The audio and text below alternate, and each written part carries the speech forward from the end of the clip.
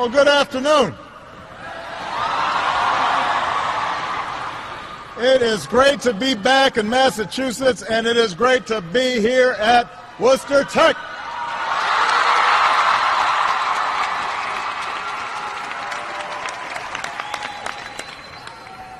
I want to thank Reggie for that outstanding introduction. I want to thank Naomi for those inspiring words. I want to thank your outstanding, fabulous principal, Sheila Harity, who's done so much to make this school a success.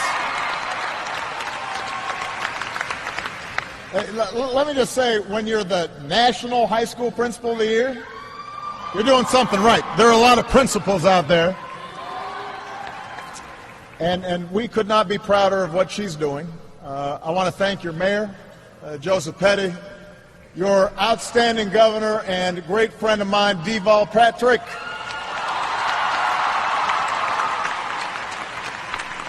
Wonderful Congressman Jim McGovern.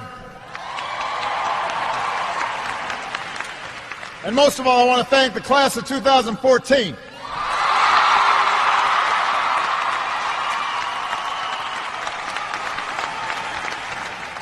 Thank you for allowing me to be part of your special day. And y'all look great. And I want to thank all the parents and all the grandparents and the family and the friends. This is your day too. You know, part of the reason I'm here is because I got to practice, because Malia's graduating in 2 years. So I'm trying to get used to not choking up and crying and embarrassing her. So this is sort of my trial runs here. I have to say, I do not remember my high school graduation speaker. I have no idea who it was. I'm sure I was thinking about the party after graduation.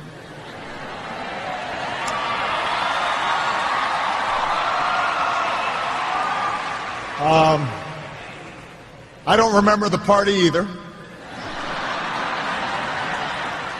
I'm just telling the truth here.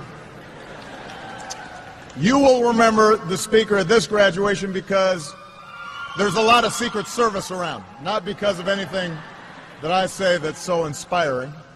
But I know this day has been long time coming. Together you made it through freshman initiation. You survived Mr. O'Connor's English class, which I understand is pretty tough. You know, everybody's got to have like a Mr. O'Connor in their life just to kind of straighten you out. And now it's the big day. Although I noticed that none of you are wearing your IDs. The rumor has it some of you haven't been wearing them for years. Today I'm exercising my power as president, granting an official pardon for all of you who did not follow the rules there. I consider it my graduation gift to you. I know a lot of folks watching at home today will see all of you in your caps and your gowns, and you'll think, well, maybe there's just another class of graduates at another American high school. But I'm here today because there is nothing ordinary about Worcester Tech or the class of 2014.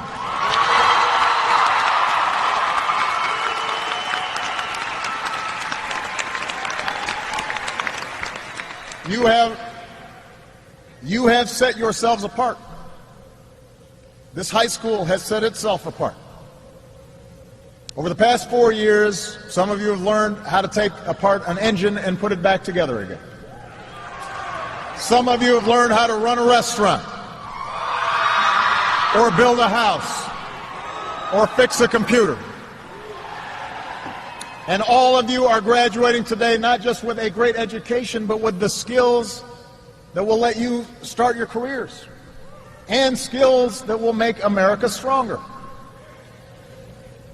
Together you're an example of what's possible when we stop just talking about giving young people opportunity, when we don't just give lip service to helping you compete in the global economy, and we actually start doing it. That's what's happening right here in Worcester. And that's why I'm here today. I like all of you, and I'm glad to be with you, but the thing I really want to do is make sure that what we've learned here at this high school we can lift up for the entire nation. I want the nation to learn from Worcester Tech.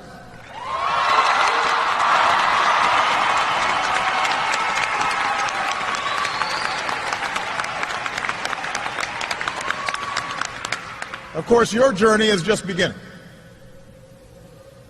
Take a look around at all the smiles from the parents and the grandparents and all the family members. Everything your families have done has been so that you could pursue your dreams, so that you could fulfill your potential.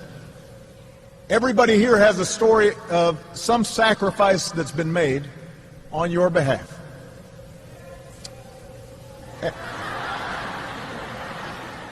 And whether you're heading to college or the military or starting your career, you're not going to be able to take them with you now. Some of your moms and dads probably wish they could hang on to you a little bit longer. Some of you maybe they're ready to get rid of you. Regardless, though, you are now entering into a stage where it's up to you. And what you can do is remember some of the lessons that you've learned here and carry them with you, wherever you're going. And I want to talk about 3 of those lessons, a couple of which have already been mentioned by the previous speakers.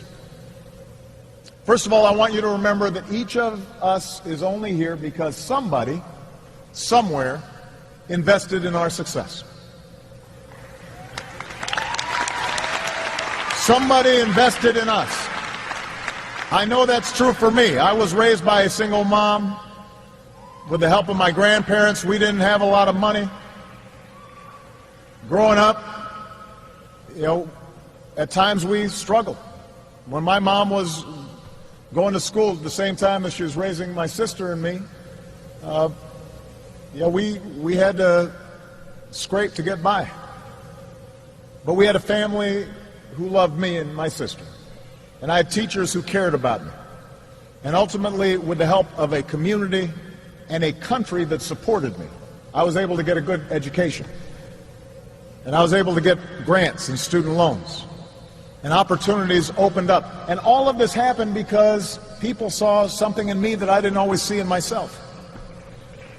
That's not just true for me, that's true for Michelle, who grew up the daughter of a blue-collar worker and a mom who stayed at home and then became a secretary, never went to college themselves. That's true for Duvall, who grew up initially on the south side of Chicago and didn't have a lot, and somebody reached out and gave him a hand up. It's true of this city. This is a town that's always been home to smart people with big ideas. The mayor mentioned Robert Goddard, the father of the modern rocket. He was born here, performed some of the earliest tests on rocketry.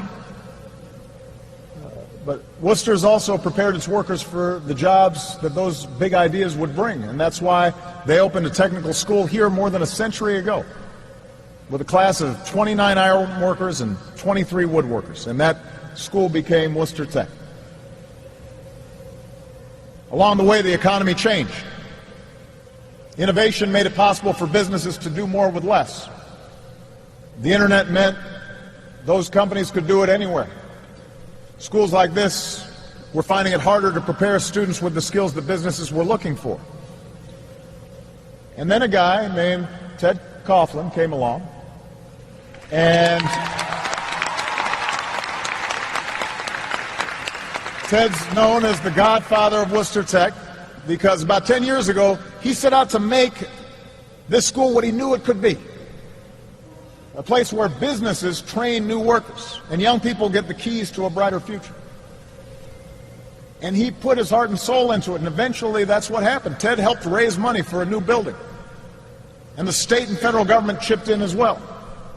And businesses helped create everything from an auto service center to a bank right inside the school.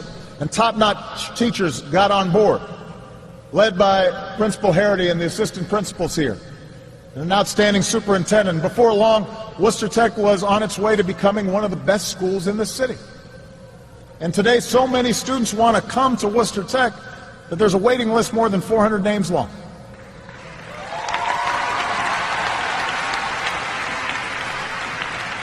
The number of students scoring proficient or advanced in math has gone up 100%. In English, more than 200%. 95% of students now graduate in 4 years. And just as impressive, many of you are leaving here with more than a diploma. You're already certified as nursing assistants and EMTs and home health aides and preparing to become IT associates. And with the credits that you've earned, some of you are already on your way to a college diploma. You know, and as Ted said, our students deserve the best, so we can help them become the best for their future and ours. The point is, a lot of people made an investment in you. I can't imagine a better investment. But as you experience your success and as you experience setbacks, you need to remember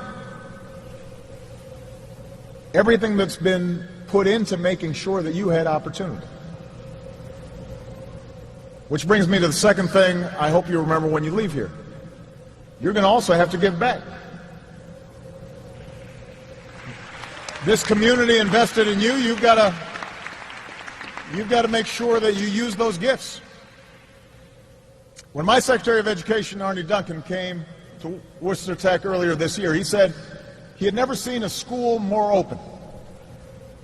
If you live near the school, you can come in and get your car detailed for a fraction of what it would cost somebody someplace else. So I'm giving a little free advertising to the detailing operation here. You can eat a meal cooked by students in the culinary arts program. One teacher called the hair salon the city's best kept secret. Your veterinary clinic cares for about 250 pets a month. So I could have brought Bo and Sonny here.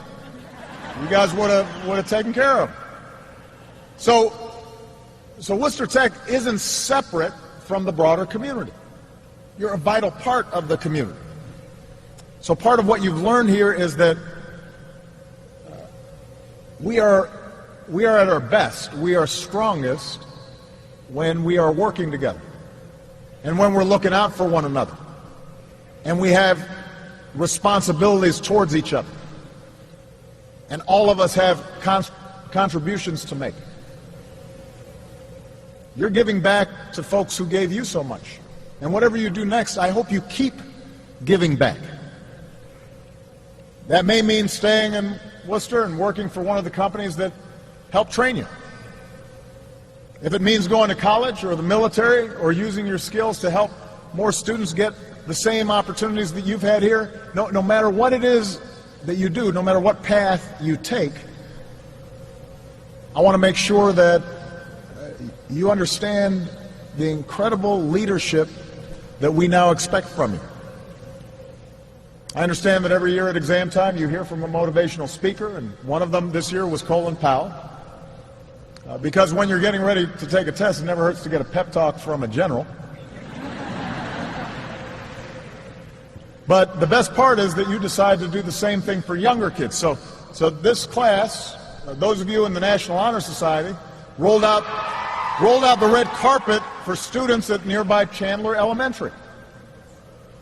And so those younger kids left here feeling fired up, inspired by your example, looking up to you, imagining that they could do what you did. And they're going to keep on looking up to you, and there are going to be people across the country who are watching you. And when they see you succeed, when they see you working hard, when they see you overcoming setbacks, that's going to inspire them as well. And that brings me to my final point, which is I hope you leave here today believing that If you can make it, then there shouldn't be any kid out here who can't make it. Every child in America, no matter what they look like or where they grow up, what their last name is. There's so much talent out there. And every single child, as Ted understood when he helped transform the school, every single child should have the opportunity, like you have had, to go as far as your talents and hard work will take them. I've seen you do it, so we know it's possible. Now, it's a challenging time. I think sometimes I worry that your generation has grown up in a cynical time. In the aftermath of a great recession, in the aftermath of 2 wars, we live in a culture that so often focuses on conflict and controversy and looks at the glass half empty instead of half full. And you're graduating at a time when you'll no longer be competing just with people across town for good jobs. You're going to be competing with the rest of the world.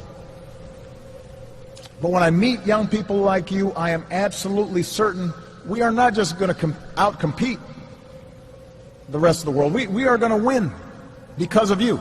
Because we are Americans, that's what we do. We don't settle, we outwork, we out-innovate, we out-hustle the competition, and when we do, nobody can beat us. And that's what you've shown at this school. Not just helping a few kids go as far as their hard work will take them. I want all of you to be part of the process of helping all our young people achieve their God-given potential. And as president, my job is to make sure every child in America gets that chance. And Deval Patrick's job is to make sure that everybody in the Commonwealth gets that chance. And the mayor, his focus is making sure everybody in this town gets that chance. Every community is different, but if Worcester can bring teachers and business and entire communities together for the sake of our young people, then other places can too. And that's why I've challenged high schools all across the country to do what you're doing here. Better prepare students for the demands of the global economy. We're getting started this year with a competition that pairs schools and employers and colleges to combine quality education with real-world skills. As part of that initiative, I launched something called Connect Ed, working with the private sector to connect America's students to high-speed, broadband, and advanced technology, just like you've got here at Worcester Tech. Already, companies have committed to donate $2 billion to this effort. And starting later this week, schools and teachers and students will be able to go to whitehouse.gov and access resources in time for the new school year, because I want to encourage more schools to do what you are doing. You set a standard. You set a bar. More schools can do it across the country. If you're going to college, I also want to make sure that when you graduate, you don't have a mountain of debt.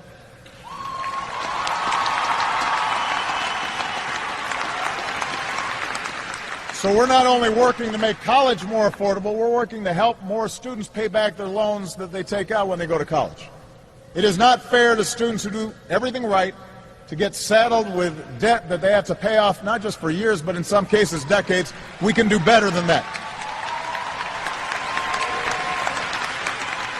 And even though they had votes and they couldn't make it, I want to give a plug to a couple people, Senator Elizabeth Warren and Congressman John Tierney, both from Massachusetts, who introduced bills that would make it easier for students to repay their student loans. It's the same idea we use to make it easier for your parents to pay off their mortgages. Now, today that idea was defeated by Republicans in Congress, which was frustrating, especially, well, don't boo, just remember to vote.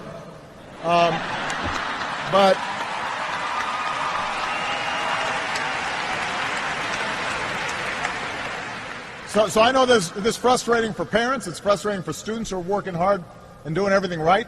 There are too many politicians in Washington who don't have the right priorities. We need to straighten them out. And maybe they forgot where they came from and who invested in them along the way. And when a bill to help you pay off your college doesn't pass, it's a disservice not only to your generation, but to our history as a nation that strives to put quality education within the reach of every American. So we're going to have to keep on putting pressure on Congress. But in the meantime, where Congress won't act, I'm going to do whatever I can on my own. So on Monday, I announced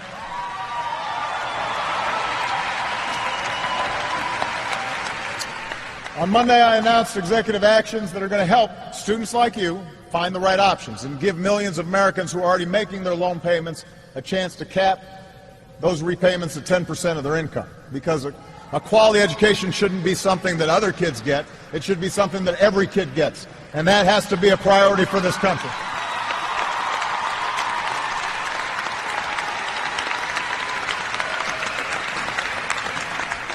I tell you all this not just because you stand to benefit from changes in laws, but because you're going to have to be a part of helping to shape the law. You're going to have to shape public opinion. You're going to have to remember everybody who invested in you. You're going to have to remember the experience of being part of this incredible community. And then when you go out into the world, whether you are a business person or you are in the military or you are an academic or a doctor or whatever it is that you're doing, you're also going to be a citizen. You're also going to be somebody who has a voice in how this country operates. And you've got to push so that others get the same chance you did. And making sure that every young person has the same opportunities you've had, it won't be easy. Progress takes commitment. It takes hard work. We have to fight through the cynicism. It's going to take work from parents and from teachers and members of the community and from students. But I know we can do it, and I know it because of you. If Melinda Blanchard can get so good at welding that a bunch of college kids ask her help building a solar-paneled house for a competition in China, I know that we can get more young people excited about learning.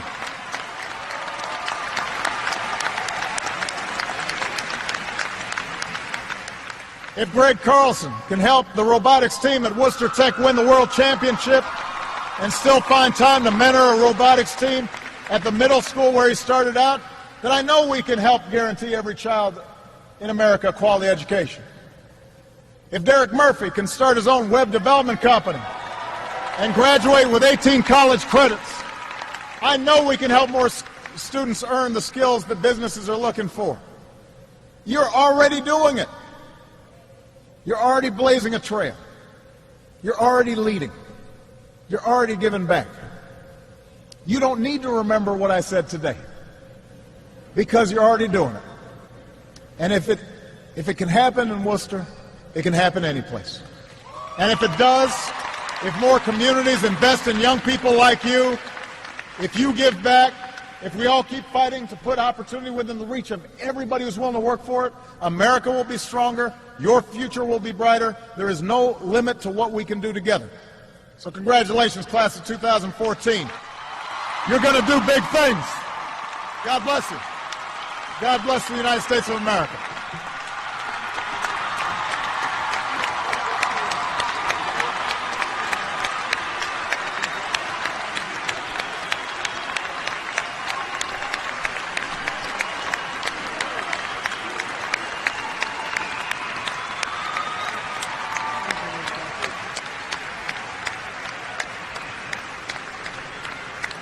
Thank you, President Obama. Thank you, President Obama, not only for being here, but for your inspiring remarks. We are so honored to have you here celebrating our student and our school success. At this time, I'd like to introduce our class officers, President Reginald Sarpong, Vice President Monica Valente, Secretary Aisha Flint, and Treasurer Lakeisha Alston. They would like to present our guests with a gift of appreciation.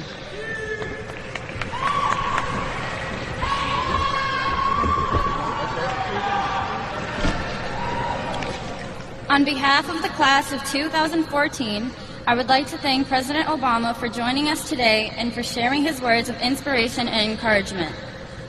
We would like to present you with this Worcester Technical High School National Blue Ribbon School Jacket as a remembrance of the celebration and to thank you